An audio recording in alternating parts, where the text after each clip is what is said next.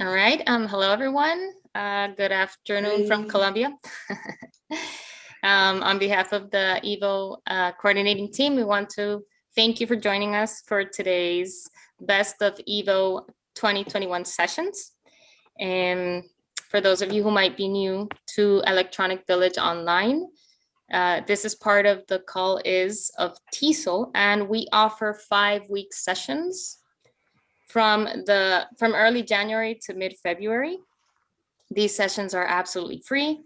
They are provided by passionate educators around the world who want to give back to English teachers with a number of wonderful topics.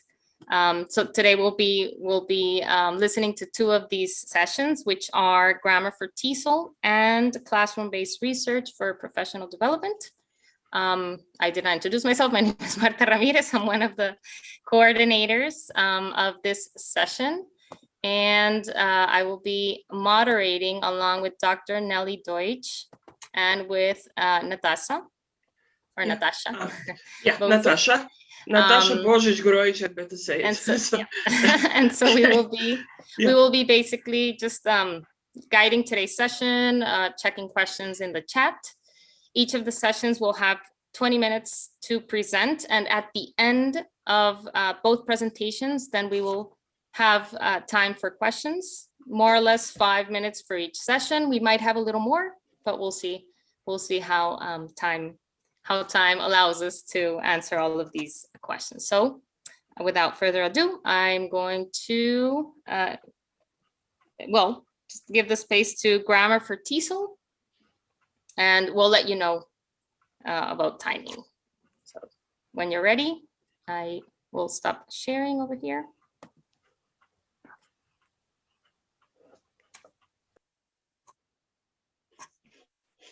Okay, so let me share my slide here.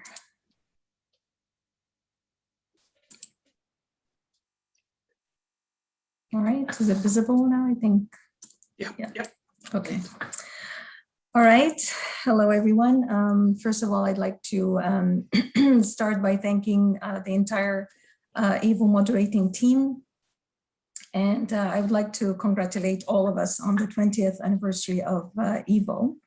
I will be talking about Grammar for TESOL and specifically looking at, let me just turn the slide here. Yeah, so specifically looking at some practices that I and the moderating team felt that were very rewarding when it comes to online professional development.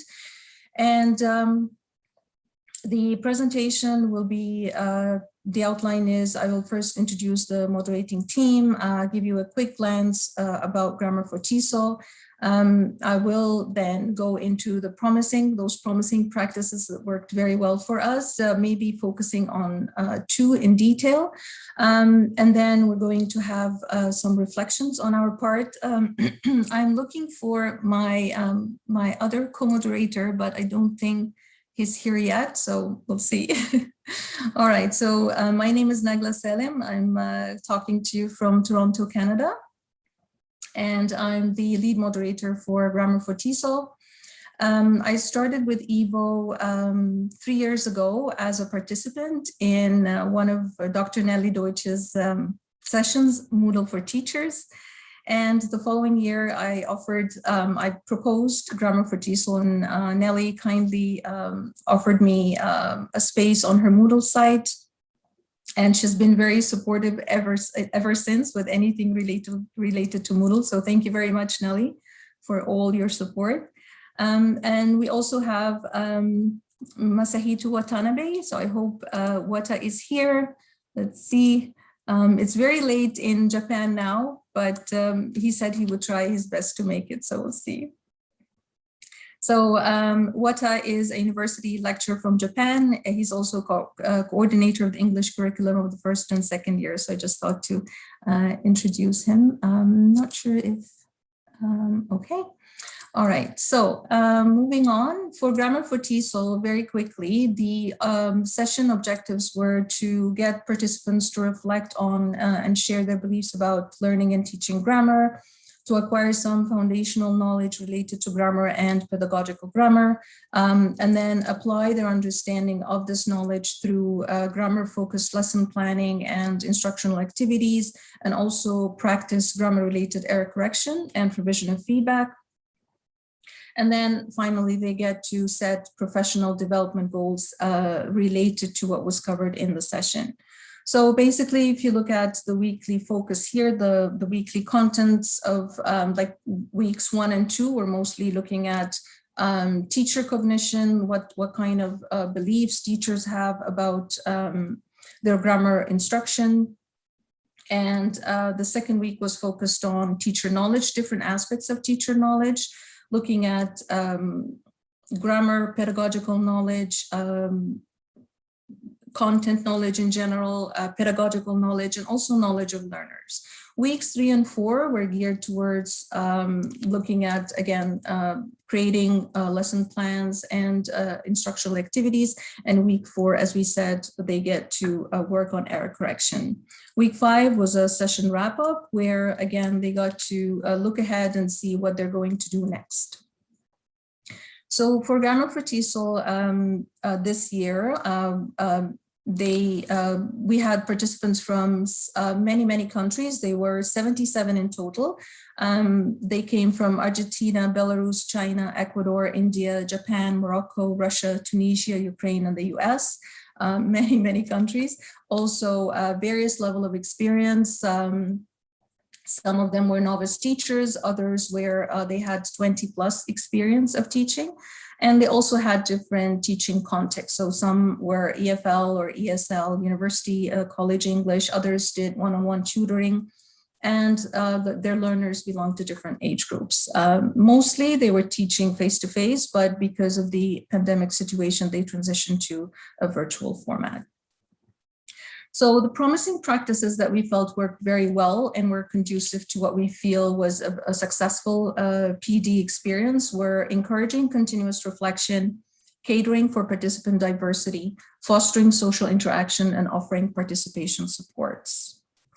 To begin with encouraging continuous reflection, we got from the start, they start looking at their own understanding of grammar, and we get them to think about metaphors for grammar. So this is a grammar metaphor Padlet that they get to participate in, and we encourage them to think about a metaphor or an image that they feel represents grammar, whether it's learning grammar or teaching grammar or just grammar per se, and they get to explain that metaphor. So again, getting them to think about what grammar stands for them.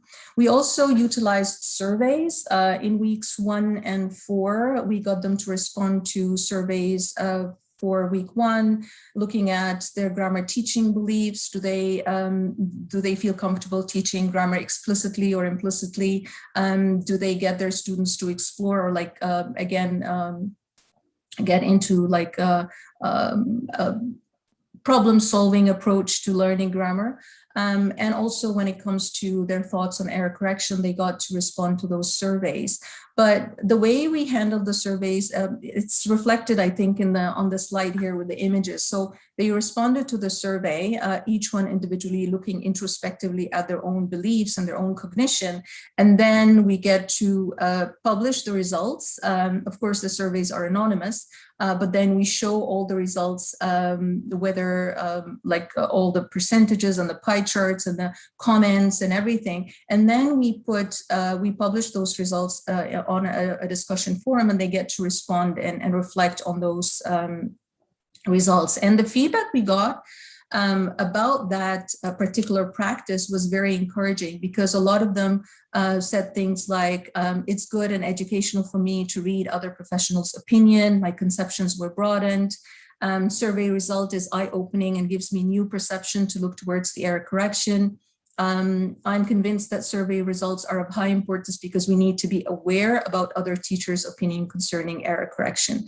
So again, reflection, and also so individually, but also more like a collective approach as well, and responding to other teachers' beliefs. So just a quick comment here about why is this we felt was a good idea, because specifically when it comes to grammar, some teachers may lack the confidence to teach grammar rules or to get their students to integrate grammar knowledge into their learning of the language. So when we become reflective teachers, we ourselves become more aware of our instructional practices, and this gets us to improve our practices or change them. We cannot really change something that we're not aware of. So this eventually leads us to be more confident teachers. And as confident teachers, when it comes to grammar, we can scaffold and we can support learner reflection. And again, with learning grammar, this is what learners need to do. They need to think about grammar, not just as rules, but why am I using this, and for what function, for what meaning. So to develop that sense of, again, approaching grammar in a more like a problem-solving way. And of course, this leads to more confident learners. I think I got a little carried away with all those arrows, but I think they explain the rationale. With the reflection, it goes on about not just about their own beliefs, but also about the content of the session, also how the activities are taking place. So we ask them to provide a mid-session check-in. All the time, they're encouraged and invited to reflect on their tasks, the way, like when they complete a certain task or an activity, they're always invited to explicate, to give an explanation, to show that this has been, again, thought about, and it's it's an informed decision, an informed practice. Towards the end of the session, we ask them to reflect on the PD experience of Grammar for TESOL. And they create word cloud reflections, and then we get them to also tell us why some words, for example, are more prominent than others in their word clouds. And you can see that for some participants, maybe error correction stood out as something that was quite informative to them and got them to think about the way they're making corrections and providing feedback. The second practice was catering for participant diversity. So we had diverse, and last year as well, we had diverse self-identified professional development goals and needs provided to us. Like as soon as we see the introduction forum, we know that each participant is coming in with a different need, or some have similar needs. We can discern some commonalities there. They have also various teaching contexts, and of course this means various commitments and time constraints. Also, some can come with varying levels of digital confidence, so some are, even with the switch to online learning and online teaching, some are still not as comfortable with online tools as others. So just to show you some of the needs as they are presented in the introductions forum. So some of them they say, I want to refresh my knowledge. I want to reflect on ways of making my lessons more engaging and meaningful.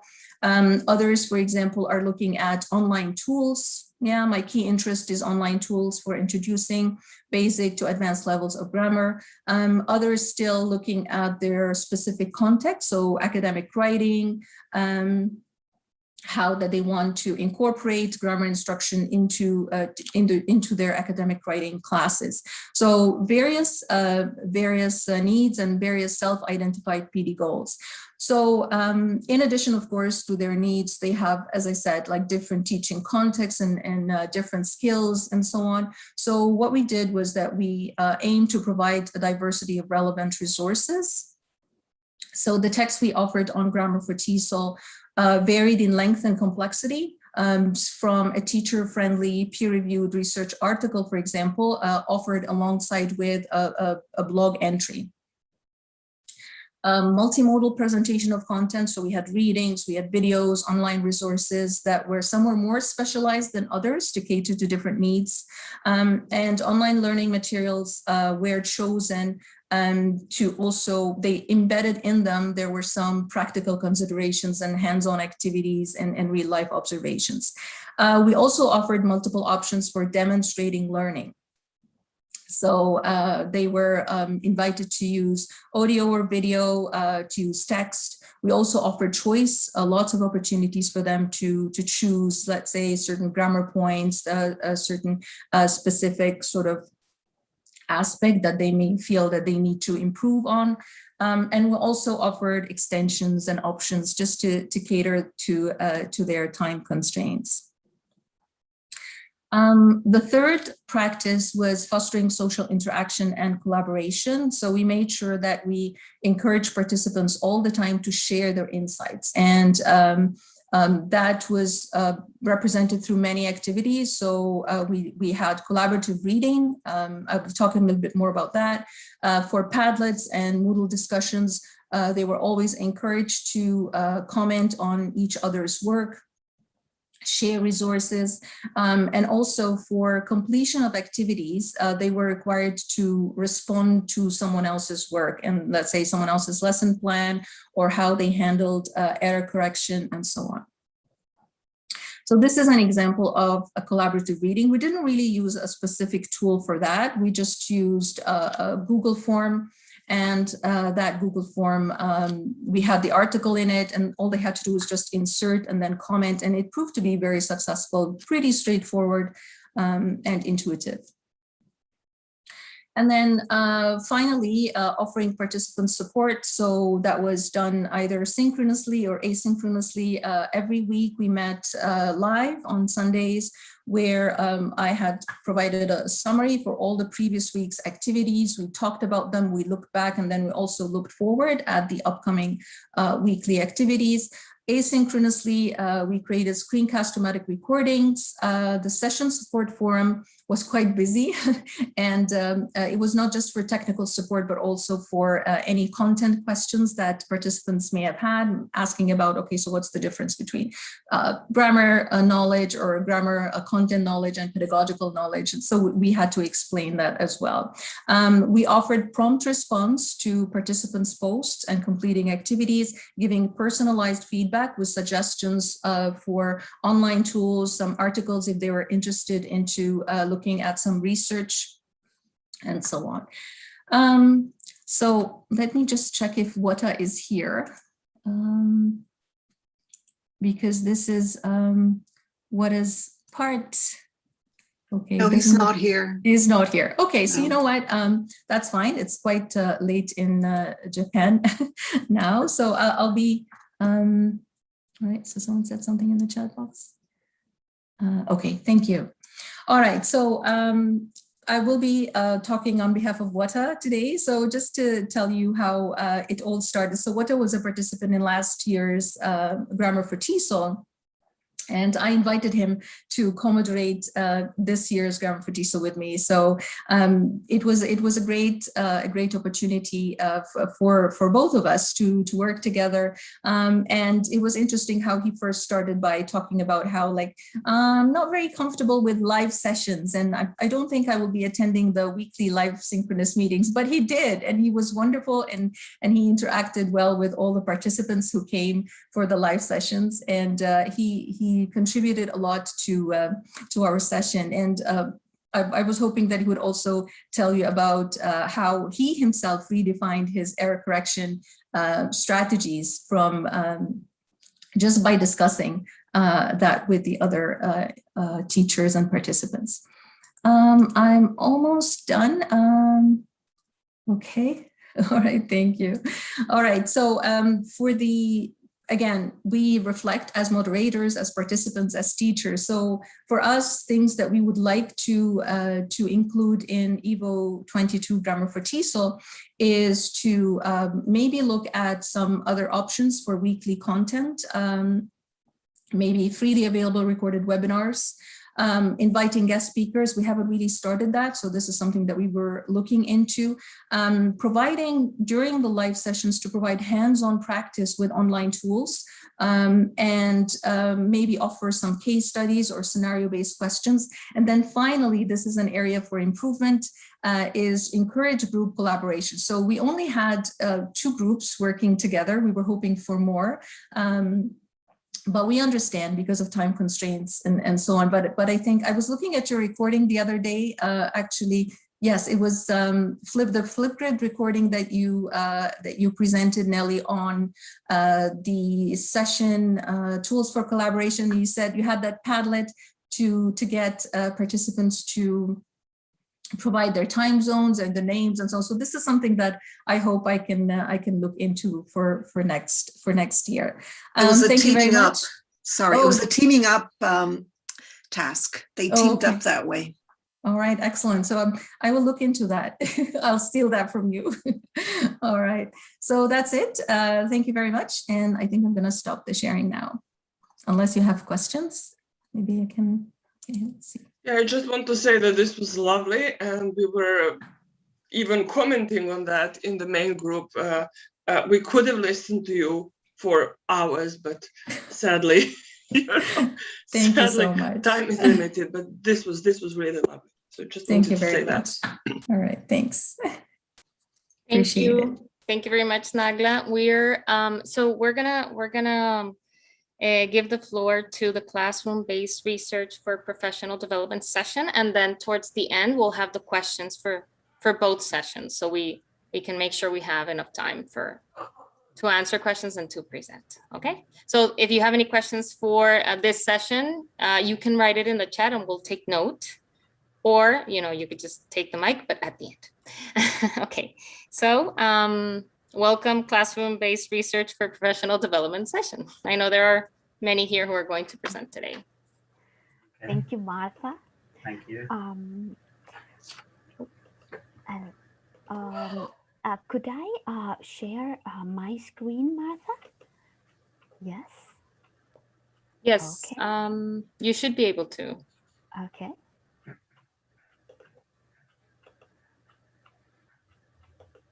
Let's see.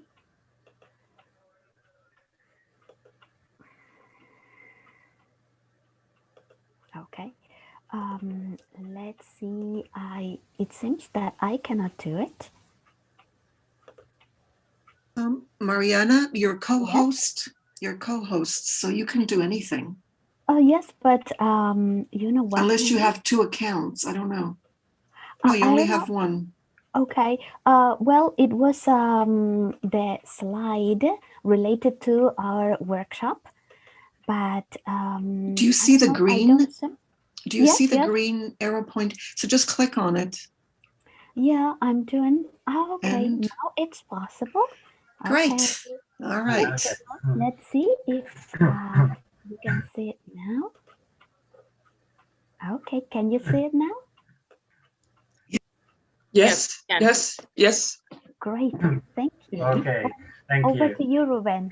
Okay, well, good morning, good afternoon, good evening, everyone, wherever you are.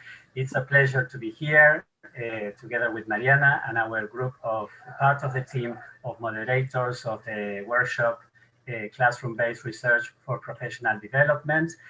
What you can see in the slide is our initial poster to disseminate the information about the workshop. And in the photos, well, this is us, yes, the team of moderators and lead moderators, yes. The rest you are familiar with the dates, etc. But we would also like to thank, well, all the EVO team, yes, for all the help and guidance, yes, for the preparation of the workshop, for all the, all the queries we had, they were responded, well, to Martha, who is here, Nelly, who is here too, to Christine, and all the other moderators in the team. We are going to present in a dialogical or conversational style with the participation of Mariana and myself, and with some of the moderators here that are present, yes, in the room, so that you can get information about our workshop in the EVO 2021. So maybe Mariana, you can stop sharing so that we can see each other. Yeah, thank you. Perfect. Right. Okay. So as I said, Mariana and moderators, let's tell the audience about our EVO sessions last January, February. Yes, to let the audience know what the classroom-based research for professional development workshop was about. So Mariana, could you tell us something about it? What was this workshop about? Yes, thank you, Ruben. Well, this EVO project aims at empowering the teachers to conduct research related to their problems in their own classrooms. We invite attendees to design and to implement their research projects under the guidance of our moderators and to share them in our online community. It was a wonderful experience. Ruben, I would like you to tell us about the aims of a classroom-based research for professional development project. Mm-hmm. Tell us all about it. The main aim was to guide and to mentor participating teachers towards the exploratory action research process, and to show them that classroom-based research differs from academic research, formal research in many aspects. Basically, the main difference is that this type of research, I mean classroom-based research, is more a bottom-up process, in the sense that teachers start investigating their own classrooms, their own students, their own context, yes, and then they get to the results. So it's different from a more top-down formal academic research where other scholars research, and then teachers, we read about their research and try to implement. So in a way, it goes in the opposite direction. Yes, starting again from the particular context of each particular teacher, unique teacher, right? So the idea is to, the aim is to help them, the teachers, I mean, to mentor them in the different stages of this exploratory action research process, and in deciding, well, the instruments that they can use to do their explorations and research, how they can collect and analyze the data, and also, well, how then they can share their results with the community of practice of teachers, no? And this is an important stage in the process, sharing with others. And therefore, for us, lead moderators, and for the mentors, we expected teachers to feel safe in these EVO sessions, in the sense that we were not asking them, or they were not expected to do formal research, yes, but on the contrary, yes, to start with what they know about their context and then explore. And the role of the moderators and the mentors was key, because they guided, they supported, they scaffolded teachers in the process, right? So, but for you to know something else about the workshop, because these were the general objectives, maybe Mariana, you can describe a bit the workshop. What was it about? Yes, the different stages of the workshop. Yes, of course. Thank you, Ruben. Okay, our attendees have the possibility, and they have the possibility of implementing their research projects. But before that, they were encouraged to make to write the answers to our weekly, related to our weekly tasks, and to upload them into or to our interactive space. We also encouraged our participants to read, to make comments, to give feedback on other teachers' posts. Yes, as part of this professional learning community of practice. Yes, I remember that, for example, during week 2, participants were invited to identify a focus and research questions. During week 3, we asked them and we invited them to think about what topic they would like to explore, what evidence they would like to collect related to that topic, and when they would collect that evidence. During week 4, our participants gathered that evidence, then they interpreted and analyzed that evidence, and during week 5, they shared their findings and what they had learned. We also invited participants to share their research projects, their exploratory research projects during our round of webinar, which we held last Saturday on March the 21st. At the end of every week, attendees were encouraged to participate or to watch the recordings of the webinars. Every Saturday, there was a webinar every Saturday or during the week. Everything was organized. And as I said before, if they could not attend it, okay, they had the possibility of watching the recording.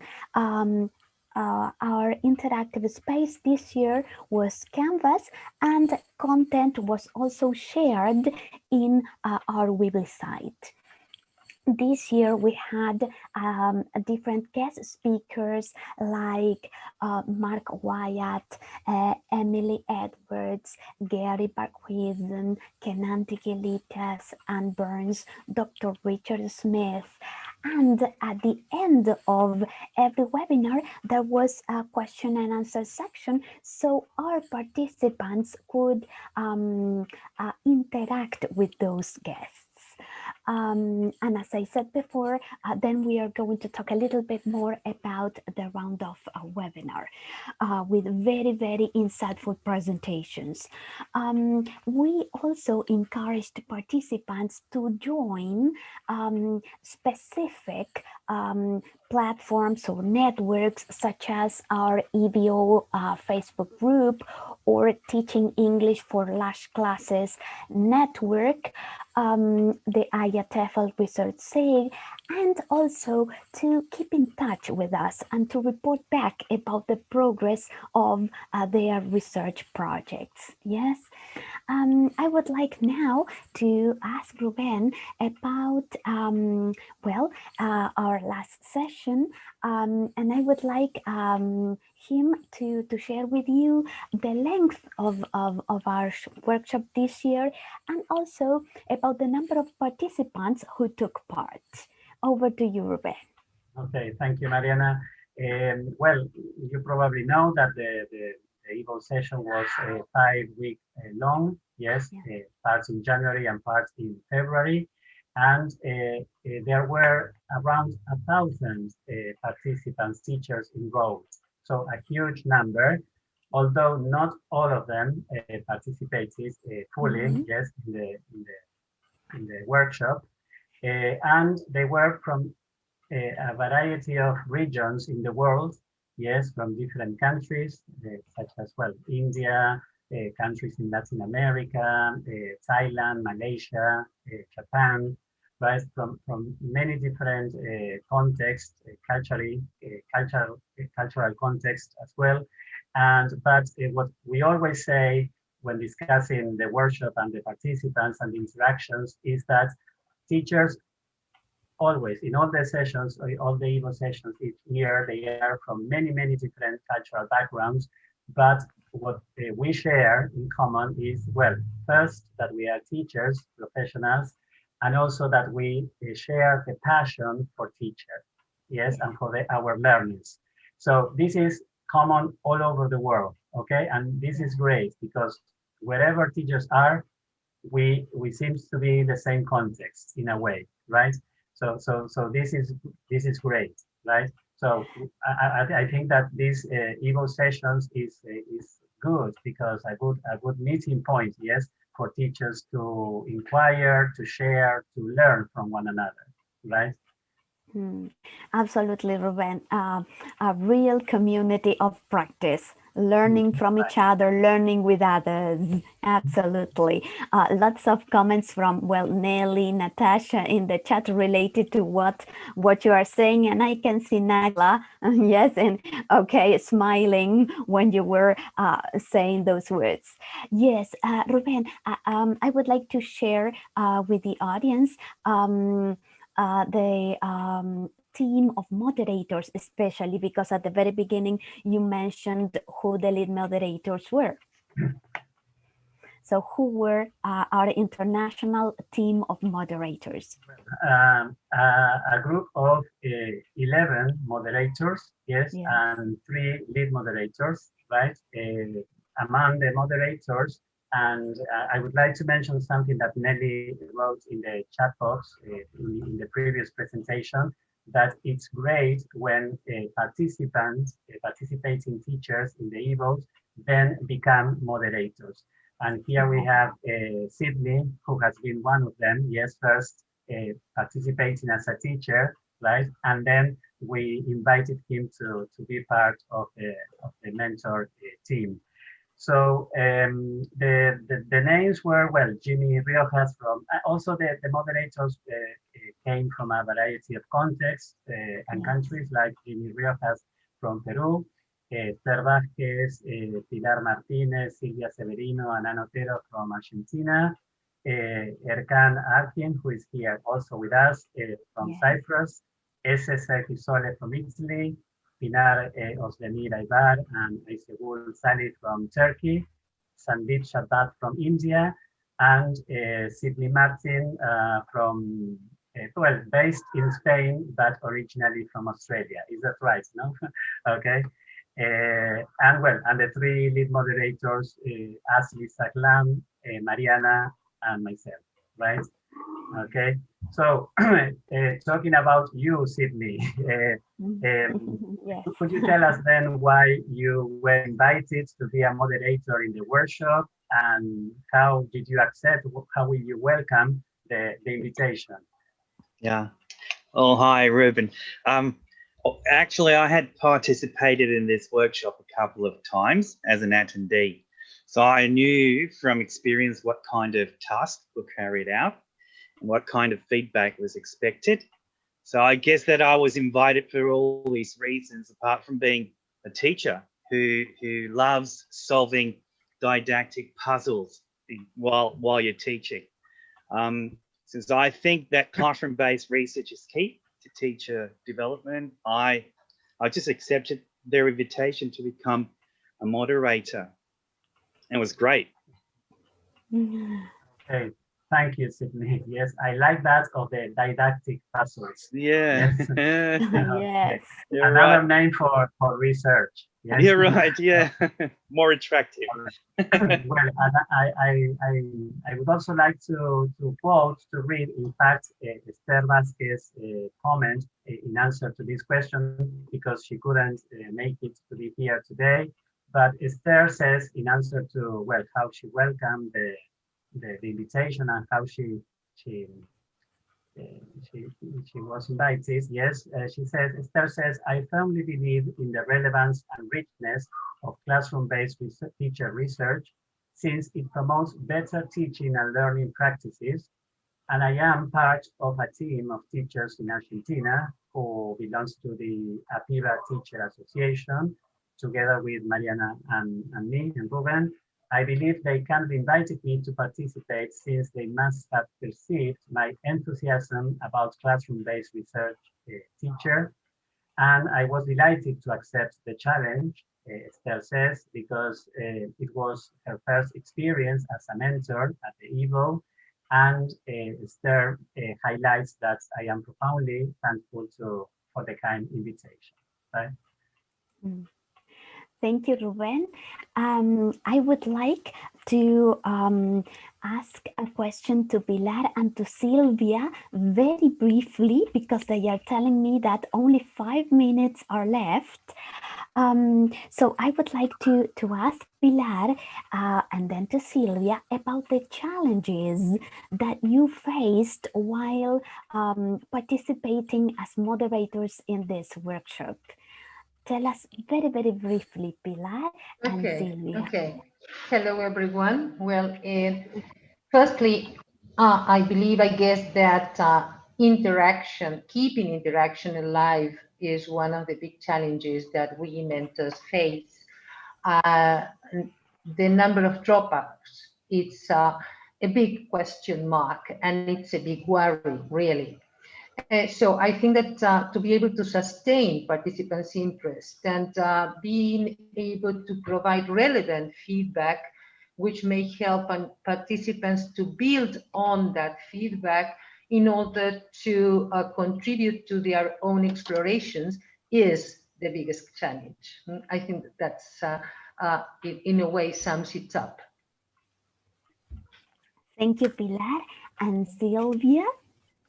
Okay, well, to me, cultural diversity was an interesting and challenge for me because the participants came from different countries with their obviously unique and particular teaching contexts. I wondered if I'd be able to understand their realities and worries in order to collaborate as a moderator during the workshop and encourage these participants to carry out and go ahead with their exploratory action research plans. Also, the short period to conceive a project and start its implementation in the classroom were issues of concern to me. But fortunately, the dynamic and friendly interaction during this 5-week workshop let most participants achieve their goals, or at least some of them, and feel empowered to go on with their projects in the classroom. Well, that's it. Thank you very, very much, Sylvia. Thank you very much. My pleasure.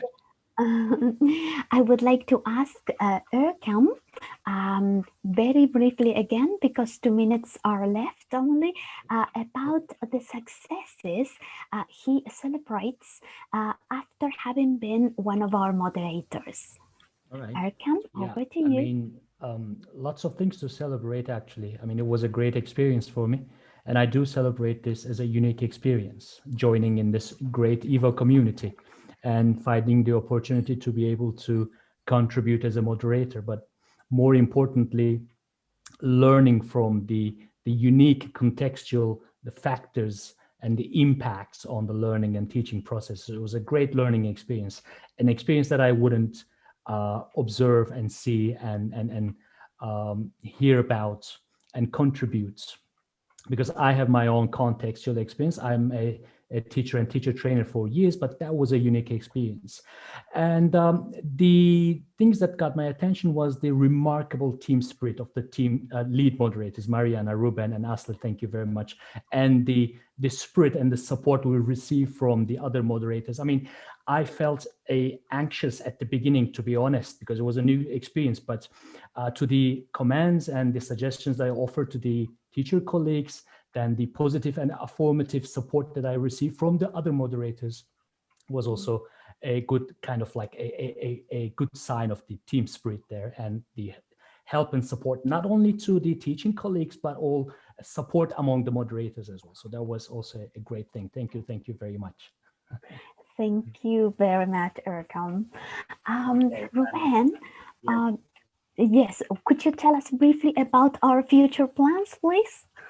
Yes, before that, I would like to mention that on the 21st of March, last Saturday, as Mariana mentioned, we had the presentation of some of the outcomes of the participants, and they were great. Then maybe we can share the links to the video so that if someone is interested in watching them, they can access to them. Yes, okay. The futures, well, the idea is to continue developing this community of practice that started in each session of the EVO with teachers, yes, interacting, that is keeping track of what they are doing, yes, how they are doing, if they continue with their explorations, and also to reflect, yes, on the EVO and the session and all the positive aspects and maybe some aspects we have to improve, yes, as Pilar mentioned some of them. So that's the idea. And also to work for the rest of the year in connection with exploratory action research and classroom-based research for professional development, being part of the International Teaching Festival, or Teacher Festival, that is being organized by Dr. Richard Smith, and that it will have a lot of events during the whole year in relation to exploratory action research, right? So we have a future ahead. Thank you very much, Ruben. We would like to thank the best of EVO21 organizing team, our guest speakers, Dr. Richard Smith, Seden Tushan, Ellie Bex, who is here with us today, for their continuing support. Yes, I can see Sydney clapping. Yes. Our team of international moderators. Yes, and our participants. As Ruben said, we would like to invite you to our the International Teacher Festival and to future classroom-based research for professional development workshops, and to be part of our community of practice. Thank you very much, Best of EVO 2021 organizing team. Over to you, Martha, Nelly. Thank you very much for that Okay. wonderful presentation. Thank you. So I'm just going to share my screen, and then Natasha will take the floor. So first of all, thank you for this wonderful team presentation. I can see how you all work well together. And thank you all for coming to this and for presenting your sessions. This is a special year because, as you know, we're celebrating 20 years of EVO, and we are all looking forward to our like special event in May, which will be I mean, you will be informed about our 20th anniversary event, and we welcome you, and we would like you to participate. Okay, so let us start the Q&A. So would somebody like, sorry. I'm going to put a timer. I'm going to put 9 minutes. Let's see if we're right on time. So you can see it on the screen, and we know how much time we have left, so we can finish everything on time. Yeah. So anyway, would you just like to grab the mic? May I? I suppose that would be the best. Yes. Okay, Ruben. Yes. Okay. Thank you. Well, congratulations, Nala, for your workshop. Yes, together with your colleague and your presentation. The topic of your EVO session is quite an issue because grammar teaching, yes, in TESOL or English as a foreign language, yes, is not always well seen, let's say, yes, or accepted by some teachers or students rather. But so it's good to have a space to discuss this issue of, yes, how to teach grammar and how to deal with errors. My question, Nagla, is specifically about if you adopted a specific perspective to grammar teaching. Maybe, for example, if it was related to traditional grammar or to a more systemic functional grammar view of the language or any other, or it was just what teachers brought to the EVO to discuss? Great question. Thank you, Ruben. Now, as far as like we made it clear from the start that as far as the different approaches to grammar and theories and so on, there's nothing that should be followed. So everyone is just catering to their own context. And what we have also found that even within, like for the same teacher, you can be adopting, you can be using grammar terminology in one context, but then you decide for another teaching context, you're not using grammar terminology and you have a different approach. So the conclusion was nothing really about grammar teaching is sort of generalizable. So we didn't really recommend a certain approach. It was like more eclectic. Thank you, Nagla. You're welcome. My pleasure. So, some more questions? Natasha, I would like to ask Ruben if he can share with us about the round of webinar we both mentioned. I would like him to talk a little bit about the Indian participants. Because that is a very, very interesting scheme, and I would like him to share with us a little bit of it. Over to you, Ruben.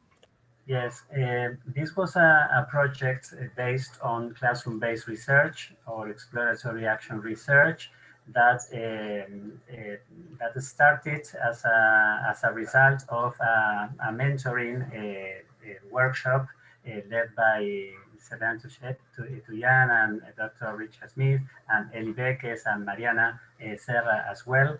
And these teachers from India, from the district of Maharashtra, decided to start doing or mentoring rather groups of teachers interested in exploring their own classrooms. And well, the results were fantastic, I would say, because they developed all the stages of the exploratory action research process, and they started sharing, disseminating their results with other colleagues, not only locally but also internationally. So we are very proud of this team as well, and well, together of course with the other presentations that were part of the round of webinar, yes, last Saturday. Yes, dealing with error correction, with speaking focus activities, among others topics. Yes. Yes, thank you very much, Ruben. As those participants from India were part of the Maharashtra project, as Ruben said, and some of them also attended our EVO workshop and asked us to make their presentations last Saturday. So it was very, very insightful presentations. It was wonderful to have them as well. Thank you very much.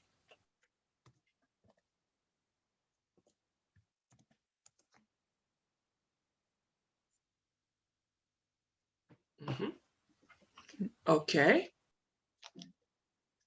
Anything else? Yes. Can I ask something, because I was part of the mentoring course that we did with Mariana Sedan and Richard, and I was just wondering, listening to your presentation, Mariana and Ruben, I heard that you were talking about moderators and lead moderators. Did you not have a level of mentors? And if you didn't, was there a special reason for using this kind of terminology?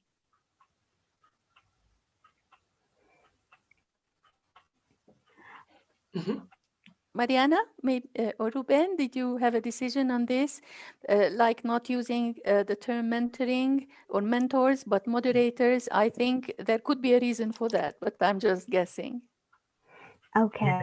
In fact, yes, okay. over to you, Ruben. It's okay. No. Over Just to you, to say Ruben. that, in fact, Ellie, yes, we said moderators, but in fact, we were referring to mentors. Yes, because the epistemologically speaking, let's say, the mentoring or being a mentor implies more than just moderating. Yes, it's more than that. Yes, so the relationship mentor-mentee is different probably than a moderator and a teacher. Yes, I don't know if that is what you mean, Ellie, your question. Basically, I was thinking that if you have a very short project, maybe the full scale of mentoring cannot be built up. And also it suggests to me a more equitable relationship than a mentor-mentee relationship. So I was trying to figure out if this was in your thinking. Thank you very much for that question, Ellie, and for joining us today. Thank you very much. Okay, I think we have time for one more question.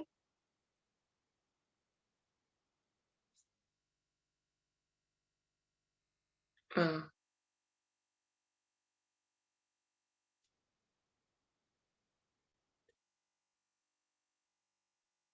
right, I think now everyone is kind of afraid to start because time is running up. So shall we maybe start wrapping up? I mean, these were two such professional presentations. I'm so honored to be here with you today, and we all hope to see you. Yeah, Martha is stopping that lovely timer. So we all hope to see you for our Best of EVO, because we know you will be there because you're so passionate about EVO and about teaching and about sharing your knowledge. And this will be the time for us to celebrate and to enjoy ourselves. And I think we should all be very proud for doing what we do. So anyway, I'll be quiet now so that somebody else can speak.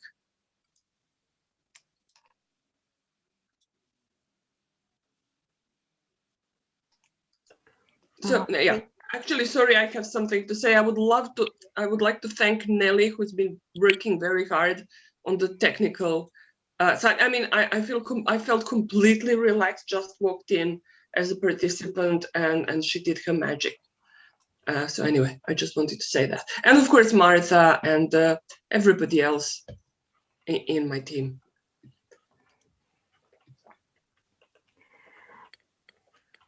Yes, thank you very much, Natasha. Thank you, Nagla, because we had the opportunity of attending your presentation too. And again, thank you very much, Best of EVO 2021 organizing team for giving us this wonderful opportunity of learning with others and from others. Thank you very much. Thank you very much. Thank you, everyone. Thank you. See you next year. Yeah. Thank you.